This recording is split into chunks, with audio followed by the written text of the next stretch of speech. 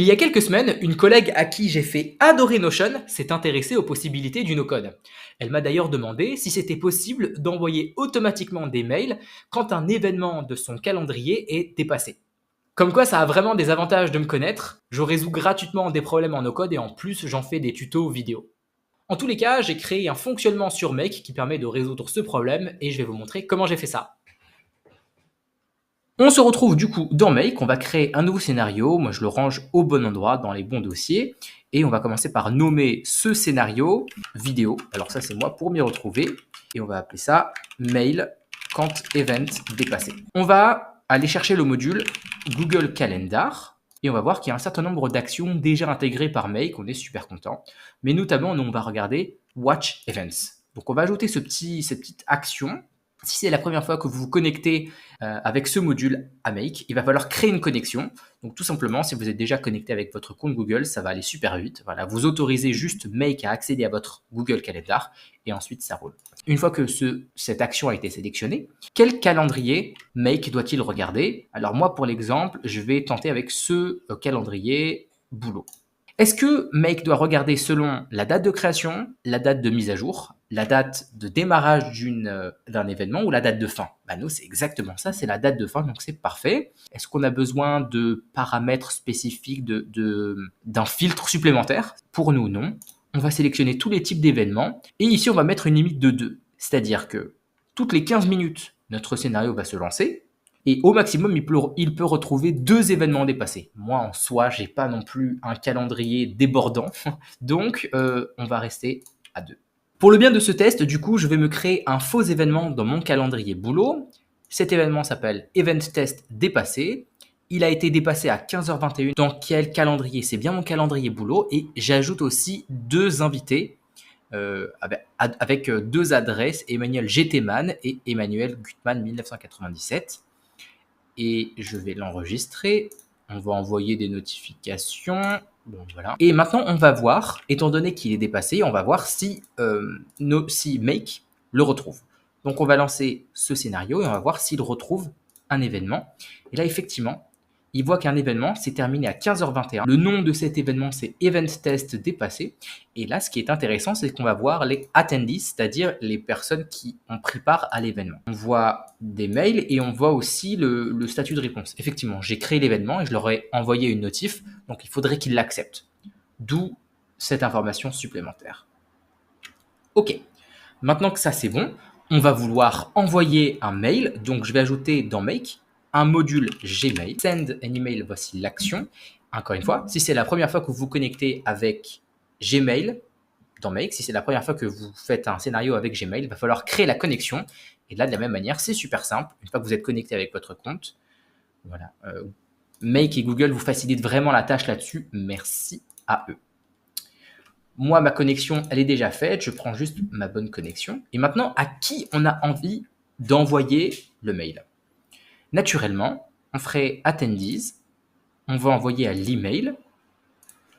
Et puis, le sujet, c'est « Tu as oublié notre rendez-vous. En voici un autre.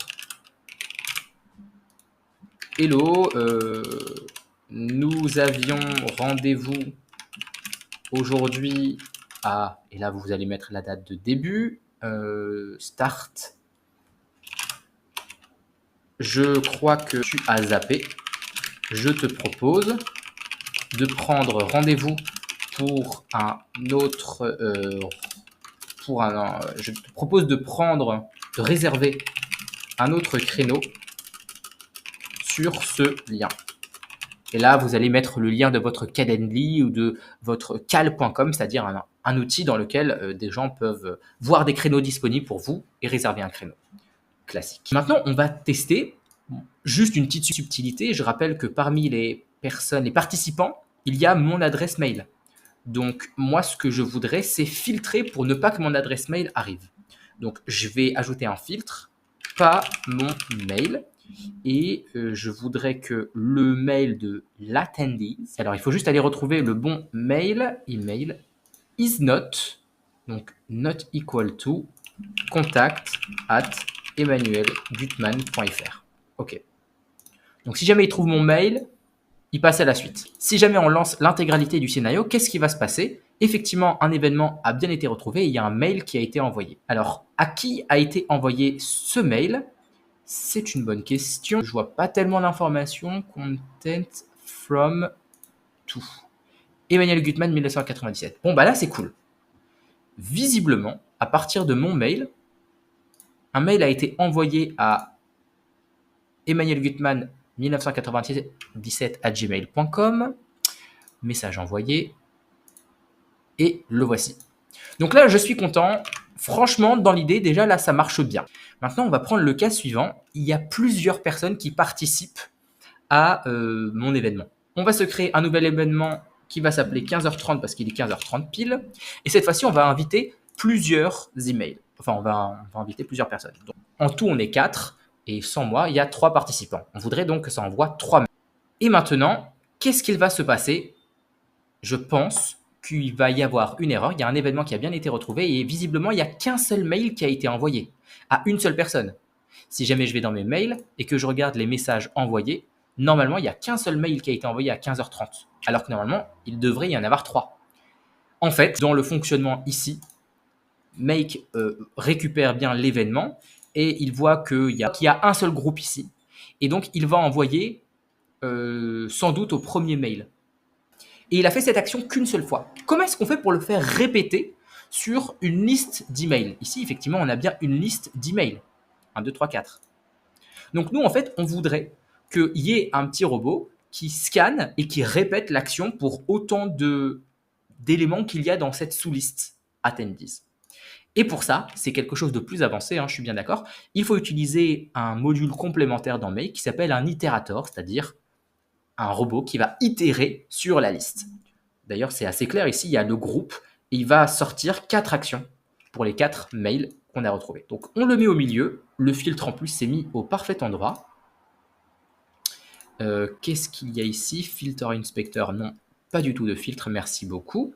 Et maintenant, on va lui demander à ce itérator d'aller itérer sur un array, c'est-à-dire un array, c'est un tableau, une sous-liste, une liste. Laquelle est-elle? Eh bien, nous, c'est la liste des attendees. Et tout simplement, dans Make, quand vous voyez 2 accolades comme ça, enfin 2 crochets, c'est que c'est un array. Et de la même manière, si vous posez votre souris, vous verrez en petit que c'est marqué array, juste à droite de attendees. Donc, on va effectivement lui demander d'itérer sur les attendees, juste pour tester et voir si Make nous retrouve un seul email ou la liste de tous les emails des participants. On va du coup ajouter un outil de test, set variable. Donc, on va créer une variable. Et moi, je fais ça souvent pour aller tester. Et donc, en fait, nous, ce qu'on veut, c'est que... Alors là, il va juste falloir donner le nom de la variable. Donc, mail participant. Et là, on souhaite qu'il nous ressorte, pour chaque fois que make itère, le mail retrouvé. Et effectivement, encore une fois, nous, on ne veut pas qu'il nous garde notre mail à nous. Donc, on va ajouter un filtre, not my mail. Et on veut que l'email retrouvé dans l'itérator ne soit pas, on veut qu'il filtre le nôtre. Ok. Et maintenant, on va aller tester le scénario. Donc, évidemment, il va falloir encore aller créer un nouvel événement. J'enregistre, j'envoie pas de mail. Et maintenant, dans Make, on va lancer le scénario et on va voir si Make retrouve un seul mail ou s'il en retrouve effectivement 4 moins le mien. C'est-à-dire le mien sera filtré. On va voir. Et là, je suis très content. Il va bien retrouver 3 mails différents. Donc là, Make serait prêt à envoyer 3 mails. Nickel. Donc ça, c'est le premier. Ensuite, une deuxième opération, le deuxième. Et enfin, le troisième, sachant que le quatrième, c'est le mien. Il a bien été filtré ici. Et donc là, je suis tout bon pour lancer pour de vrai mon scénario. Il va falloir du coup faire attention à bien mapper le bon email, non pas du module calendar, mais du module itérator. OK. Et là, normalement, le filtre, est-ce qu'il est toujours là? Non, attention au bon filtre.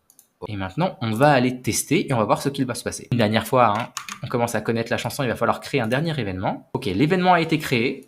Il s'est fini à 15h30. Est-ce que dans Make, on va le retrouver et est-ce que ça va envoyer 3 emails différents?